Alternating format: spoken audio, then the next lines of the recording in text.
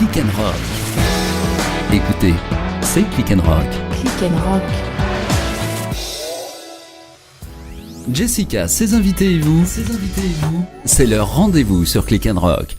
Bonsoir à tous, bienvenue et merci d'être toujours au rendez-vous de 19h à 20h sur Click and Rock. Je suis toujours ravie de vous retrouver le dimanche soir dans votre émission d'interview aujourd'hui. Notre invité est Jérémy Michalak, chroniqueur dans la bande à Laurent Ruquier, à la télé dans l'émission On ne vous a pas tout dit sur France 2, comme en radio dans l'émission On va se gêner sur Europe 1.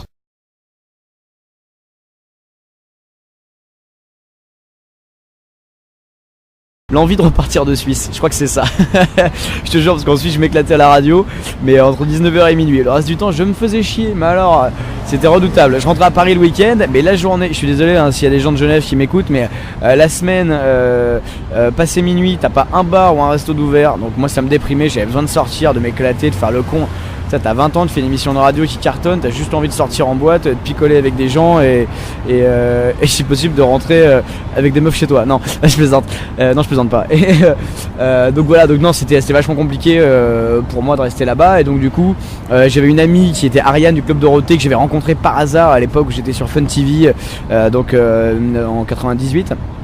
Qui elle était directrice de casting sur des séries AB. Ils ont relancé ça, elle me dit ouais, est-ce que tu veux passer des essais?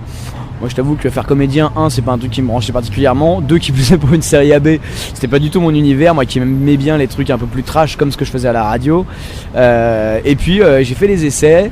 Je me suis dit bon, c'est une porte ouverte pour revenir en France, c'est extrêmement bien payé, c'est une vraie exposition parce que c'est une chaîne hertzienne, banco, c'est parti, on y va quoi. Et puis c'était parti pour 68 épisodes et j'ai rencontré des gens incroyables sur cette série qui sont devenus des potes. Et quand t'arrives à allier un boulot qui te fait marrer avec des gens avec qui il se crée des vrais liens des métiers et qu'en plus de ça t'arrives à avoir un train de vie tout à fait raisonnable, t'as aucune raison de refuser ce genre de truc.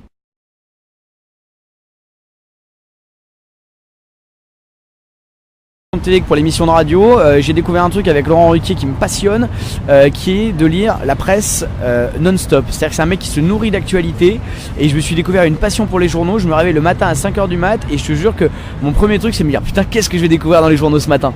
Et ça paraît dingue parce que normalement pour n'importe qui il n'y a rien de plus casse-couille que de lire un journal. Donc si en plus il faut en lire 15 et qui parlent de tout et de n'importe quoi et pour la plupart de sujets qui t'intéressent pas, et ben je me suis découvert une vraie passion pour ce truc là quoi. Je trouve ça hyper intéressant et en plus de m'amuser et de me divertir, je m'enrichis vachement culturellement parce que j'ai pas fait d'études longues non plus, donc j'ai pas un bagage scolaire très important.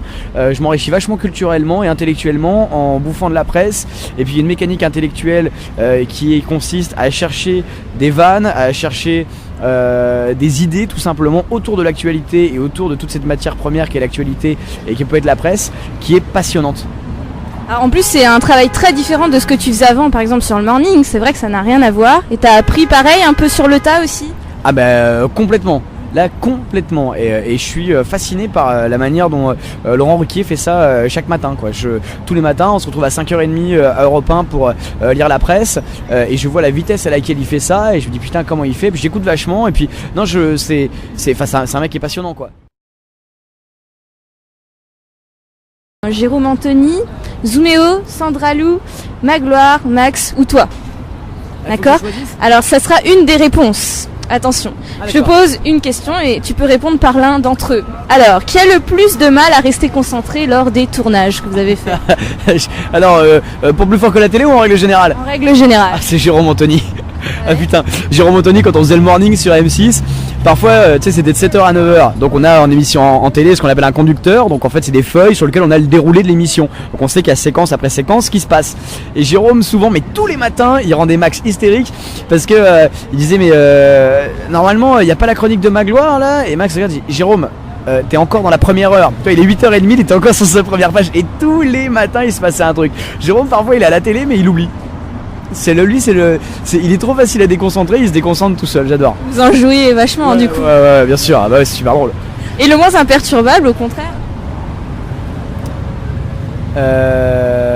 Attends, le plus imperturbable. Oui, plutôt, oui, pardon.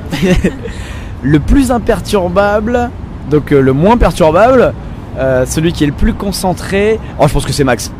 Ah ouais, Max, il a une horloge dans le ventre, c'est 15 ans de radio, tu peux rien faire. Il peut se passer n'importe quoi en direct, il rendra l'émission à l'heure.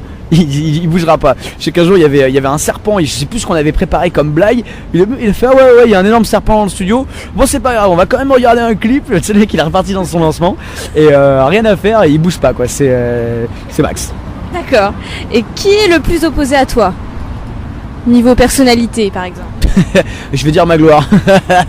Je sais pas pourquoi, parce que il est grand, noir, homosexuel, il a un petit chien. Je suis petit, blond, hétérosexuel et je n'ai pas d'animal de compagnie. Donc j'aurais tendance à dire Magloire. D'accord. Qui t'a le plus marqué lors de la première rencontre?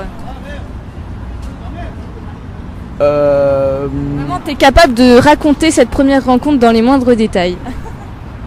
Magloire parce qu'il était nu. Non, je plaisante. Qui m'a le plus marqué? C'est sûrement Magloire. La première fois que j'ai croisé c'était à Fun TV, il y a quasiment 10 ans, donc il était inconnu.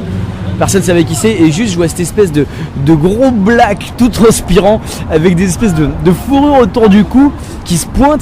Je me dis mais qu'est-ce que c'est que ce type? Mais d'où est-ce qu'ils l'ont sorti celui-là?